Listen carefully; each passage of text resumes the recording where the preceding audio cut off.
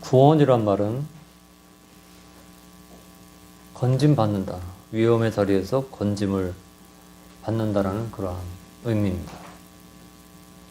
구조대가 하는 일은 어려움에 빠져서 혼자 벗어나올 수 없는 그런 사람들을 가서 건져내주는 일을 해주는 구조대라. 이 구원은 자기 스스로 할 수 있다라고 하면 하나님을 모독하고 하나님을 대적하는 그런 결과가 됩니다. 구원은 전적으로 우리 영역 밖에, 우리 실력 밖에, 우리 공로 밖에 권세와 능력과 모든 것을 할 수 있는 전능자로부터 오는 것을 구원이라고 합니다. 만일 사람이 연습하고 사람이 훈련하고 사람이 노력해서 받는 구원이라면 그건 자기 의지, 자기의, 자기 자랑, 자기 교만. 그래서 하나님께서는 가장 싫어하시는 것이 교만입니다. 내가 할 수 있다. 하나님이 없어도 내가 할 수 있다. 하나님 도움 없어도 나 혼자 구원받을 수 있다. 이것을 하나님은 가장 노여워하시고 가장 싫어하시고 진노하시는 겁니다. 그리고 사람은 구원을 받고 싶어도 자격이 안 되고 능력이 안 되기 때문에 그 자리에 이룰 수가 없는 것이에요. 그래서 하나님께서는 그 구원을 위해서 그 아들까지 독생자 하나님과 동등이신 아들 예수님을 이 땅에 보내주신 겁니다. 그래서 그 예수님을 십자가에 못 박아 죽게 하는, 그래서 예수님이 십자가 달리셔서 엘리 엘리 라마 사박다니 나의 하나님이여 나의 하나님이여 어찌하여 나를 버리시나이까. 하나님과 동등되신 하나님의 아들이신 예수님이 십자가 달려서 나의 하나님이여 나의 하나님이여 어찌하여 나를 버리시나이까. 그러한 가운데서도 하나님은 철저하게 예수님의 그러한 기도를 외면하셨습니다. 왜요? 우리를 구원할 방법이 그 방법 외에는 없기 때문에. 이 사실을 우리가 기억한다면 우리가 받은 구원이 얼마나 고귀한, 얼마나 가치 있는, 얼마나 귀한 것인가를 생각할 수 있다는 것입니다. 사도 베드로와 그리고 다른 11 사도들, 이 사람들은 하나님의 역사를 너무나도 가슴 깊이 보고 또 그러한 사실을 뼈저리게 인식하게 하신 성령의 역사를 보았기 때문에 오늘 주저하지 않고 예수님의 십자가를, 예수님의 부활을 전하고 있습니다. 그래서 교회라고 하는 최초의 교회가 설립되는, 최초의 교회가 창립되는 이러한 말씀이 이제 오늘 우리가 읽은 본문의 말씀입니다. 교회가 뭐 하는 곳인가? 사람들이 교회에 대한 시선이 좋지 못해요. 교회가 뭐 하는 곳인데? 교회가 자기들끼리 좋은 사람끼리 자기 마음 맞는 사람끼리 모여서 먹고 마시고 즐기는 곳인가? 교회는 살려는 곳입니다. 아까 아침에 나가서 전도하는데 항상 뵀던 분이 그래요. 사람 잡으려고 서 있어요. 그래요. 사람을 왜 잡아요? 사람 잡으려고 하는 게 아니고 사람 살리려고 서 있는 거예요. 예수님께서 예수 그리스도를 통해서 영생 얻게 하게 한 그런 모습으로서 이제 사람을 왜 잡아요? 돼지를 잡는 것도 아니고 닭 잡는 것도 아니고. 예수님은 제자들에게 너희는 사람을 낚는 어부가 되라 했습니다. 물고기 잡아서 파는, 물고기 잡아서 팔고 물고기 잡아서 살던 그런 사람들에게 사람 낚는 어부가 되라 했어요. 근데 어부들이 물고기를 잡는 이유는 뭐예요?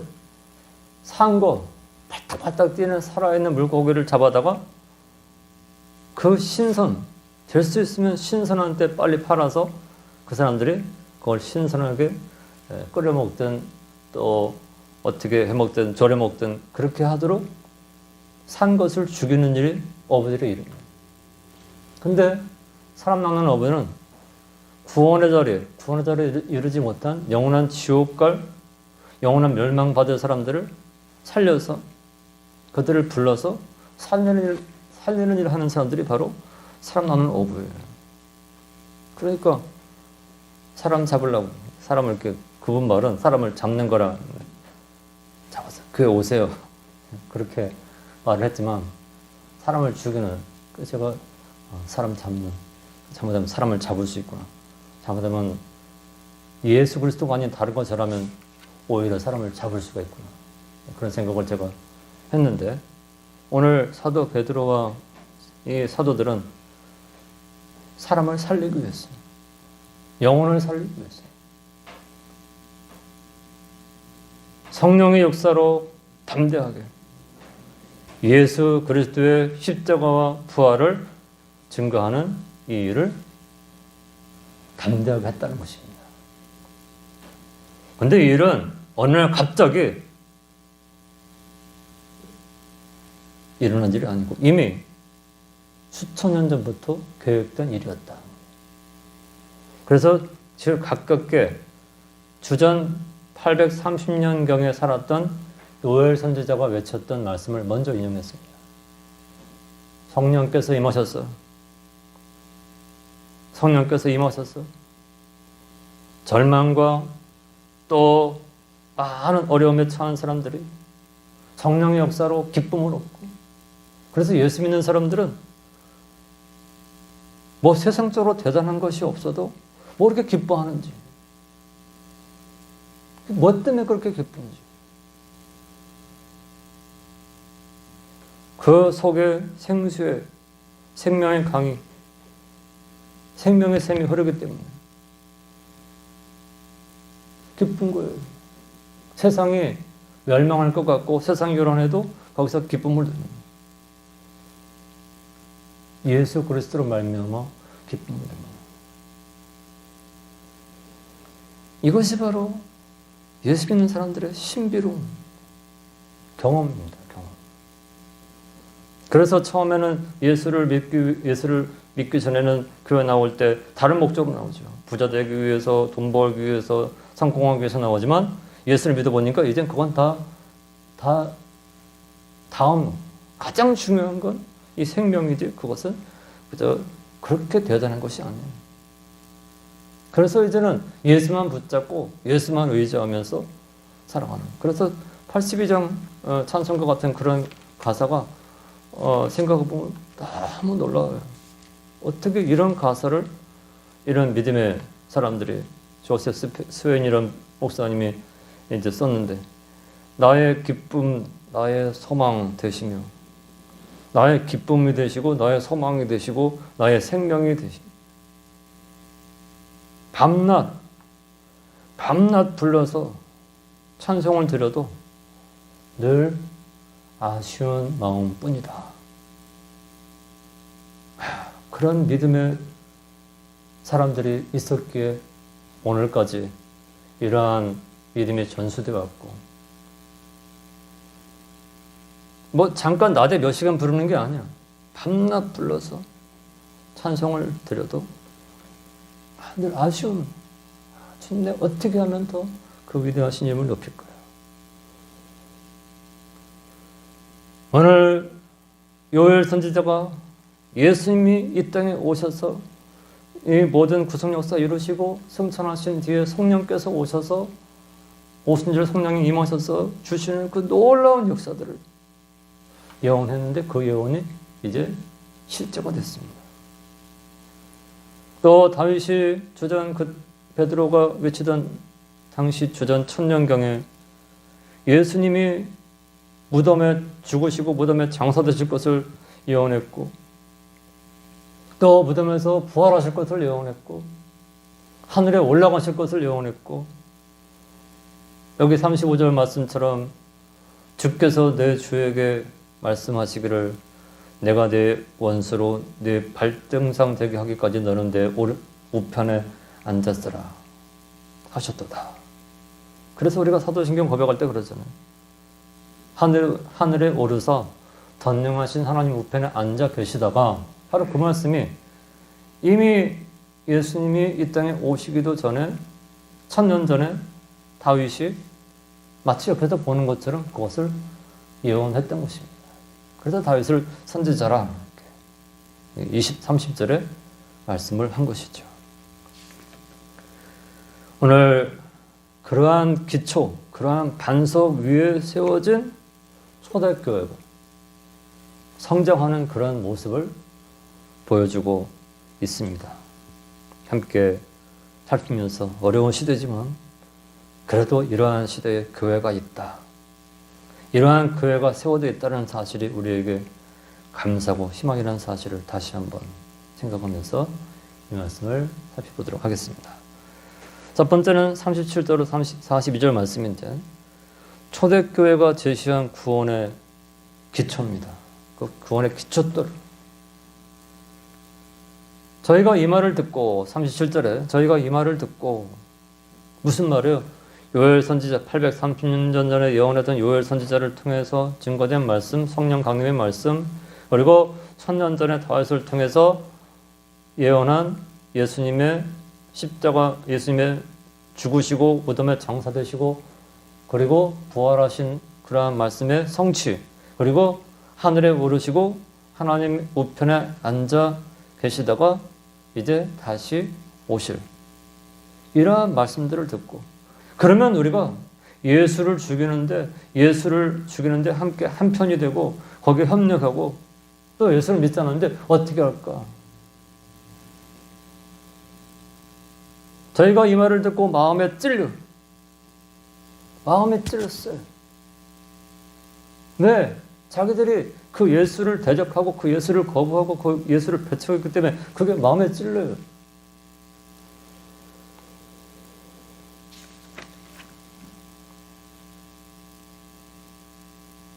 하나님은 그 약속을 성취한, 그래서 하나님은 언약의 하나님이라. 언약의 하나님. 약속한 건 꼭 지켜. 그래서 약속은 함부로 하는 게 아니에요. 약속은 못 지키겠는데 못 지키면 말지 하고 약속하는 거 아니에요. 약속은 지키라고 하는 거예요. 약속을 해놓고 아무래도 안 되겠는데요?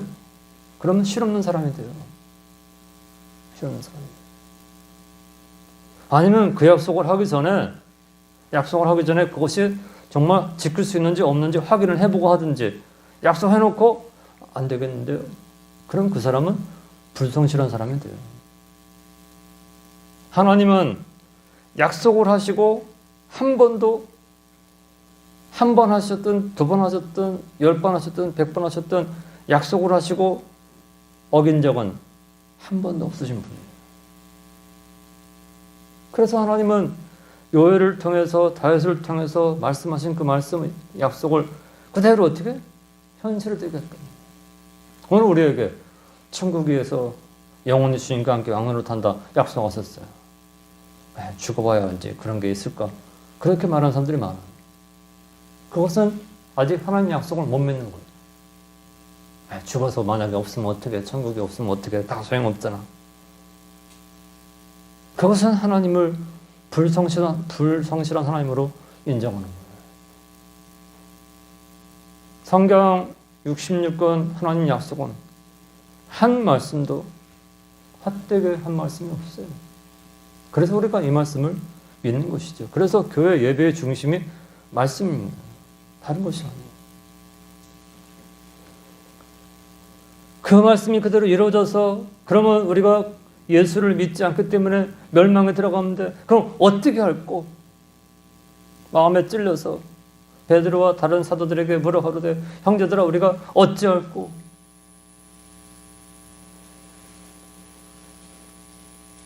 여기 어찌할꼬라는 건 뭐냐면 그러면 우리가 어떻게 여기서 벗어날 수 있냐? 이 저주에서 어떻게 벗어날 수 있냐? 이 멸망의 자리에서 어떻게 벗어날 수 있냐? 그걸 묻는 겁니다. 전도의 자리에 서 있는 이유는 바로 이거. 어떻게 예수님이 어떻게 구원받을 수 있어요? 어떻게 천국 갈 수 있어요? 어떻게 죄의 용서받을 수 있어요? 그걸 묻는 사람들을 찾는데 안타깝게도 찾기가 힘들어요. 너무 찾기가 힘듭니다.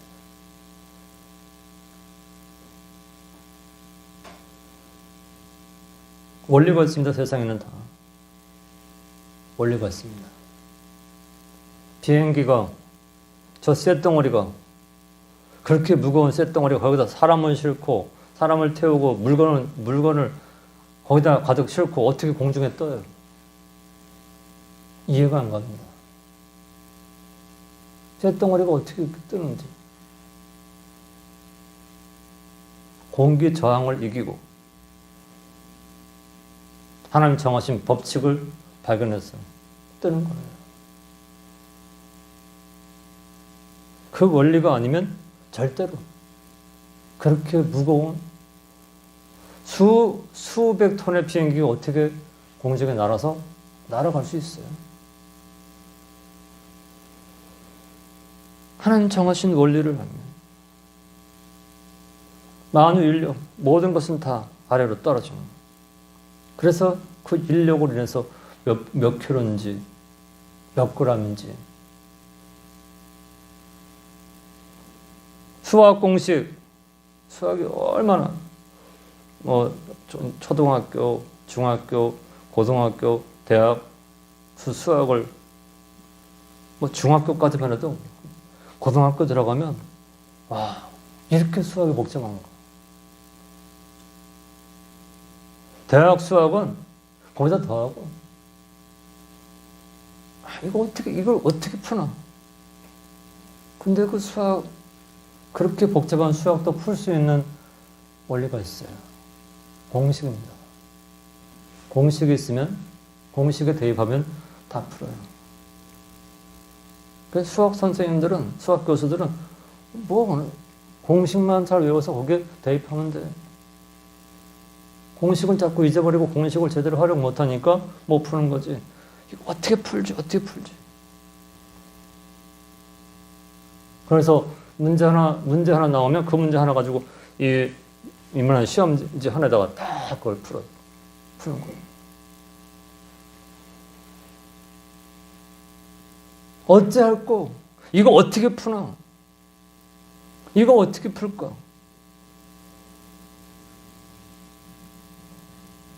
오늘 어떻게 내가 천국 갈 수 있을까? 어떻게 내 죄가 용서받을 수 있을까? 어떻게 죄인이 천국에 들어가서 영생 얻을 수 있을까?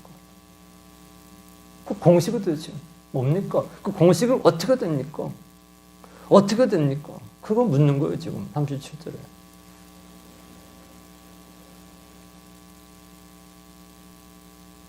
의사 앞에 환자는요, 의사는 또 달라요. 검사해봤는데요, 할 수 있는 게 없습니다. 의학적으로는 할 수 있는 게 아무것도 없습니다. 그 말 들으면요, 환자나 보호자가 다 마음이 다 무너져요. 의사에게 한마디, 지금 검사 다 했는데요, 의학적으로는 할 수 있는 것이 아무것도 없습니다. 집에 가서 맛있는 거 드시고, 맛있는 게 먹겠어요? 이제는 모든 거 할 수 없다고 하는데 맛있는 게 들어가겠어요, 입에? 안 들어가요.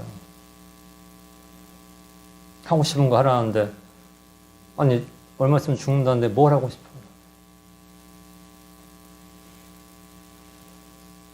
근데 그 의사가, 살 수 있는 길이 있습니다. 이 병을 위해서 이 약이 있습니다. 뛸 듯이 기뻐. 내가 죽는 줄 알았는데, 이러한 신약이 나왔대. 뛸 듯이 기뻐. 오늘 베드로가 어찌할꼬 외치는 사람들에게 가장 정확한, 가장 확실한 구원의 길을 전하는 겁니다. 뭐라 그래요? 베드로가 가로되. 그래서 목사가 어떻게 구원받으십니까? 묻는데 잘 모르겠습니다. 그러면 그건 가짜 목사예요. 어떻게 내가 구원받아서 하나님 나라에 갈 수 있어요? 잘 모르겠습니다. 오늘 베드로는 분명하게 모든 걸 아는 의사처럼, 살릴 수 있는 의사처럼 이렇게 하면 돼요. 어떻게? 회개하면 됩니다. 회개하면 살아요. 뭘 회개해야 되는데요? 뭘 고치고 돌이키면 되는데. 예수 믿지 않고 내 힘으로 살겠다. 아까 맨 처음에 언급했던 예수 말고 내 노력과 내 정성과 내 힘으로 구원의 자리에 설 수 있다라고 하는 그런 생각들. 전통, 관습, 내 공로, 그것 가지고 천국 갈 수 있다고 착각하고 살았던 거예요. 그것을 다 하나님께 내려놓고 주님 그 모든 것은 다 꺼주셨습니다. 예수 믿지 않은 거, 예수 말고 다른 길이 있다라고 인정했던 거, 예수 말고 다른 이러한 수단으로 하나님 나라에 갈 수 있다고 했던 모든 것들을 쓰레기를 버리듯이 갖다가 버리는 거예요. 그리고 하나님 앞에 저를 살려주세요. 두 손 드는 것이 뭐예요? 회개입니다. 그러면서 중요한 말씀은 각각이라는 건 예수 믿는 건 1대1입니다. 1대1. 선거할 이번 지난 선거가 있었지만 선거할 때 제가 남편 것도 한 장 찍을게요. 가가지고 남편 주민등록증 가져가서 제 거 한 장하고요. 남편 거 한 2장 주세요. 그러면 그렇게 돼요? 안 되는 거예요. 본인이 가든지 거소 투표를 미리 신청해야 돼. 난 집에서 거정을 못해서 집에서 하겠습니다. 부재자 투표를 신청하면 돼야지. 아내가 남편 거 집 가서 2장 달라고 해서 못 찍어요. 병원 가는데 아들이 아버지 집에 계세요. 힘드니까 내가 가서 대신 엑스레이 찍고 피검사 피 빼서 검사하고 약 가고 볼게요. 안 돼요. 아버지가 다 쓰러져 꼼짝 못해도 들쳐고 가서 아버지의 혈액을 채취해서 검사를 해야 돼요. 예수 믿는 것은 누가 대신 해주는 게 아니에요. 각각 자기가 예수를 구주로 믿고 고백하고 자기가 예수 믿지 않은 것을 회개해야지 용서받는 것이지 누가 대신 해줄 수 없는 거예요. 각각 예수 그리스도의 이름으로 세례를 받고 죄 사함을 얻으라. 그래야면 성령을 선물로 받으라. 얼마나 확실한 진단이고 얼마나 확실한 처방이에요. 이런 확실한 말씀이 세상에 어디 있어요? 잘 모르겠는데 아리송하게 베드로가 아주 이게 긴가 민가 도대체 무슨 말인지 알아듣기 어렵게 하지 않고 확실하게 말씀하잖아요.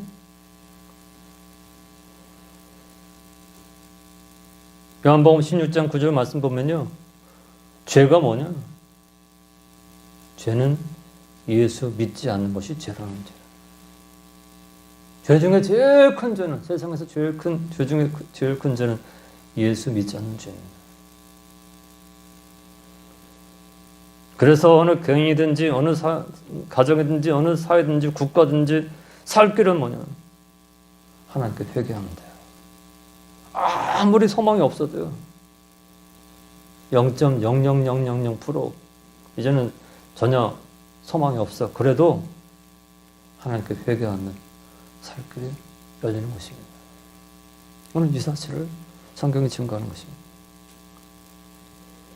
오늘 세례는 예수를 내가 믿는다는 사실을 자백하고 시인하고 고백한 사람에게 주는 세례인데 그 사실을 많은 사람에게 시인하는 거야. 나 예수 믿습니다. 예수님 나를 위해 십자가 달려 죽으시고 부활하신 것을 믿습니다. 내가 그 공로로 구원 받았습니다. 그 사실을 고백하고 물세를 받는 것이 세례인데 그것이 하나의 교회 이론이 되는 거예요.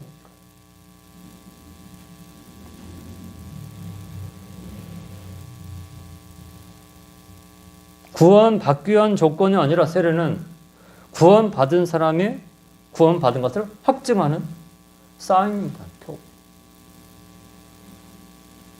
그 천주교에서는 세례를 받아야 구원받는다. 듣도 보도 못한 이상한 말들 해가지고 사람들한테 죽기 전에 세례 꼭 받게 해주세요. 이상한 이론을 써서 사람들을 미혹합니다. 구원받은 사람의 사인, 그런 것을 세례고, 그리고 그로 인해서 죄사함 받은 자가 되고 성령께서 그 속에 와서 성령이 그를 지배하고 주장하는 그런 삶이 되는 것이에요. 여기에는 누구든지, 그래서 여기서 누구든지라는 건 어느 족수도 또 어느 종이나 또 종이나 그리고 자유자나 남자나 여자나 노인이나 누구를든지 포함하는 걸 말씀하는 거예요. 그래서 예수를 믿으면 구원을 받고 하나님의 자녀가 되는 권세를 받게 되는 것입니다. 이들이 모인 것이 뭐예요?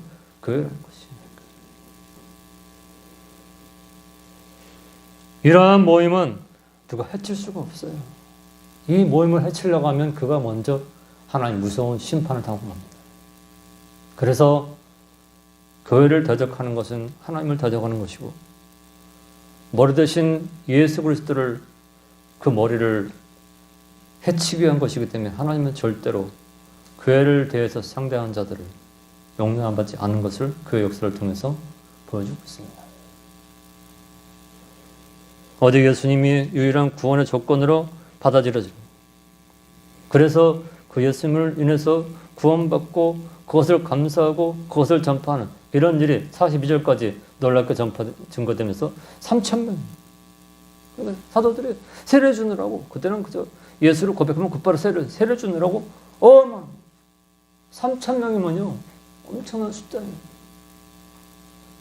이렇게 초대교회가 성장하는 역사를 이제 성경이 보여주고 있다는 것이죠. 이제 두 번째는 43절에서 47절에서 초대교회 성장의 모습을 다시 한번 말씀하는 거예요. 제자의 수가 3,000이 더했다. 그리고 47절에 구원받는 사람을 날마다 더하게 하셨다. 하나님이 날마다 구원받는 사람을 더하게 하셨다. 한국 교회도 처음에는 말씀을 전하면 사람들이 모여요. 말씀을 전하면 사람들이 모여들어요.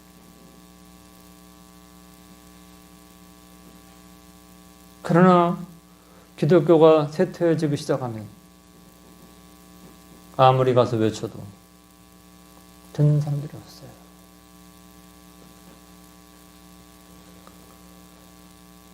(43절에) 사람마다 두려워하는데 사도들로 인하여 기사와 표적이 많이 나타납니다. 사도들로 인해서 기사와 표적이 나타납니다. 이제 다음 주에 말씀 볼 텐데 3장 1절 이하에 보면 나면서부터 안진병이 된 사람은 일으킵니다. 이건 의학적으로 있을 수 없는 일이에요. 한 번도 태어나서 걸어본 적이 없는 구걸하는 거지입니다.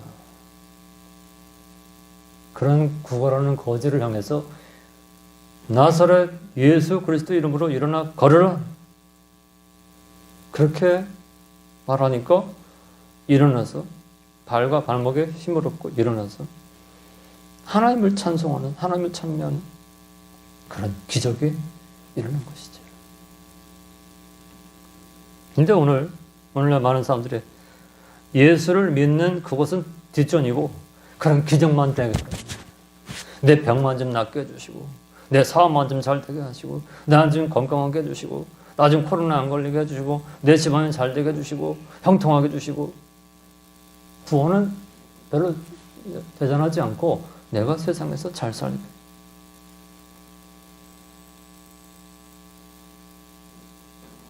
그래서 뒤바뀐 거죠.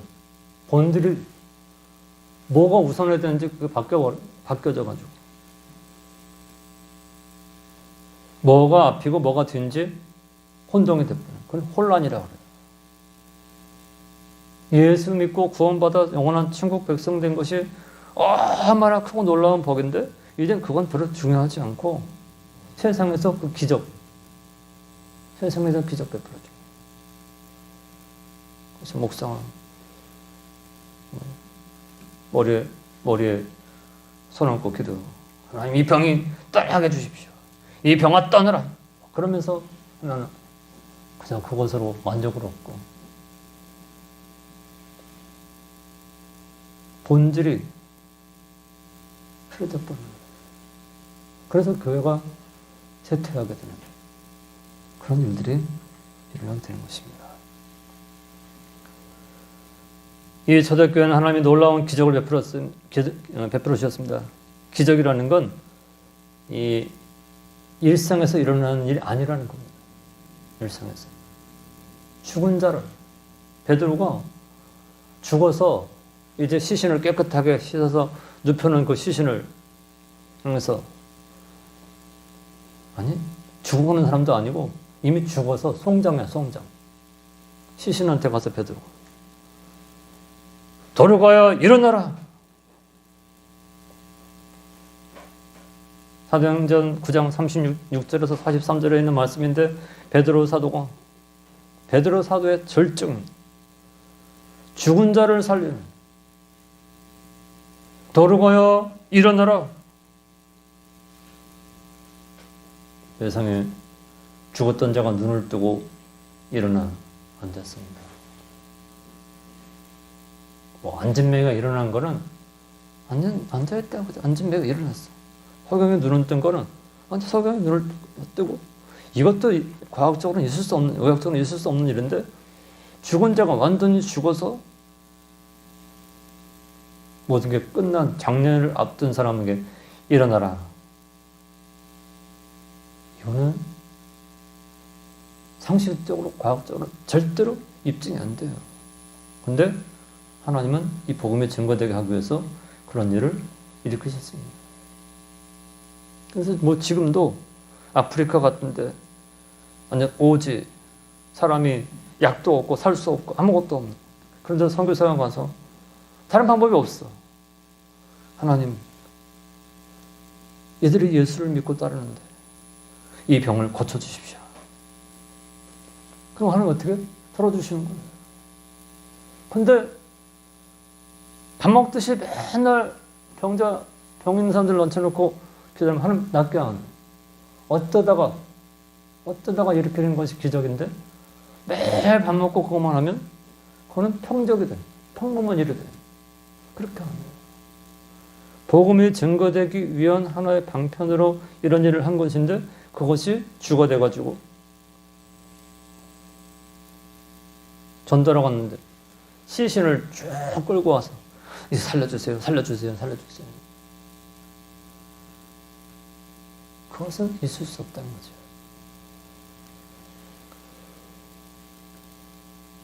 이제 오늘 여기 43절 기적과 또 표적이 많이 나타나니 믿는 사람이 다 함께 있어 모든 물건을 서로 통용하고, 그래서 얘는 여기 44절, 45절 말씀을 근거로 해가지고요, 소위 사회주의라는 것이 나타나게 된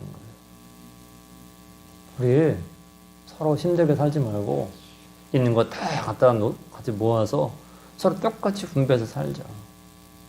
이 말씀은 그런 의미가 아니에요. 근데 이 사도행전의 말씀을, 오늘 본문 말씀을 보고 사회주의, 공산주의라는 건 똑같이 이래서 똑같이 나눠 먹자는 거. 누군 잘 살고 누군 못 살고 그거 하지 말고 똑같이 나눠서 먹자는 거. 그게 바로 공산주의입니다. 오늘 성경은 기독교는 공산주의더라. 그게 아니에요. 초대교회에 너무나도 어렵고 힘든 그런 환경에서 예수 믿는 사람들이 많았는데, 또 거기에는 또 돈이 많은 사람들이 있었는데, 그들이 같이 기도하고 같이 주님을 섬기고 같이 전도하는 가운데 자기들의 있는 것을 팔아서 힘든 사람들을 도와주고 하면서 그 믿음의 길을 걸어갈 수 있도록 한 건데, 마치 이것이 공산주의의 시초인 것처럼 말씀한다는 것이죠. 그리고 이들이 떡을 떼며 기쁨과 순전한 마음으로 음식을 먹고, 떡을 뗀다는 건 성찬, 예수를 구주로 믿고 예수님 너의 죄를 위해 십자가 달려 죽으신 것을 고백한 사람들이 이제 떡을 떼면서 예수님이 나를 위해 십자가에 달려서 살을 찢으셨다. 그것을 인정하고 고백하면서 먹는 거예요. 그것을 떡을 뗐다. 이렇게. 기쁨과 순전한 마음으로 음식을 먹고 하나님을 찬미하니 너무 감사해서 너무 기뻐서 하나님을 찬송하고 그 다음에 마지막 말씀이 온 백성에게 칭송을 받았다. 전도하면서 제일 마음 아픈 일이 뭔 줄 압니까? 교회 나가는데 예수 믿는 사람들이 내가 뭐 못되게 해서 난 교회 안 나갑니다. 너무 많아요. 돈을 떼어먹고 또 거짓말하고 속이고 마음에 상처를 주고 그게 너무 많아서 난 교회 안 나갑니다. 근데 이때는 어때요? 사람들에게 칭찬받는 거, 칭찬받는 거. 야, 예수 믿으면 저렇게 해야 돼. 예수 믿으면 저렇게 해야 돼.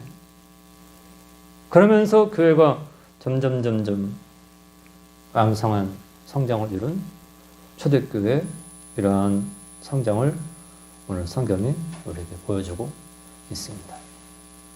이런 교회를 만들어가는 것이 우리 믿음의 사람들의 목적이 되어야 되고 소원이 되어야 돼요. 교회가 다른 것 하는 것이 아니고 이렇게 하나님의 거룩하신 뜻을 받들어서 생명을 살리고 그들을 세우고 또 그들을 어떤 세상에 나가서 빛된 삶을 살면서 천국을 확장할 수 있게 하는 이것이 바로 교회라는 것입니다. 우리 교회가 바로 이런 제가 처음에 교척할 때도 이런 교회를 세우고 싶고 여기도 교회, 저기도 교회, 저기도 십자가, 저기도 그런 교회 하나에 한 교회로 또 교회 하나 또 생겼구나, 또 교회 하나 없어졌구나 그런 게 아니고 이러한 참교회를 이뤄가는 것이 우리의 소원이 되고 목적이 되고 또 내가 그 교회의 일원으로 지체로 하나님께 충성하는 것 이것이 이 마지막 시대에 값진 것임을 여기서 우리에게 보여주고 있습니다. 이런 말씀을 깊이 기억하시고 우리 각자가 또 우리 교회가 그 선하신 하나님의 역사에 참여해서 주의 뜻을 이루게 되기를 간절히 주 이름으로 축원드립니다.